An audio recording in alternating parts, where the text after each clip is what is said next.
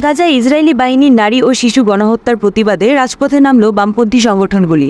Reporter Samaresh রায়, কলকাতা। আজ ২৬শে June বুধবার ঠিক দুপুর ২:৩০টায় ধর্মতলা লেনিন মূর্তির সামনে বিভিন্ন বামপন্থী সংগঠনের সদস্যরা জমায়েত হন।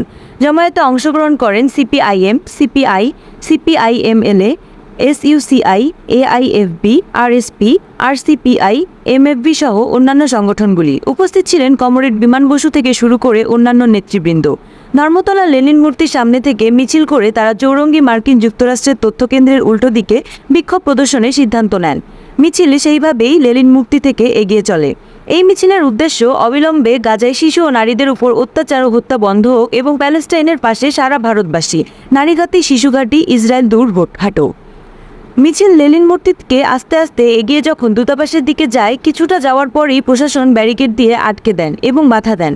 ফলে ব্যারিকেড ভাঙার চেষ্টা করে এবং তারা সেখানে বসে পড়েন, বিক্ষোভ দেখা দেয়। সেখানে সংক্ষিপ্ত বক্তৃতা দেন।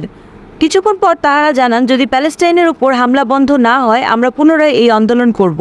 অবিলম্বে শিশু ও নারীদের উপর গণহত্যা বন্ধ করতে হবে। প্রায় ৫০০ থেকে ৬০০ বামপন্থী কর্মীরা অংশগ্রহণ করেন।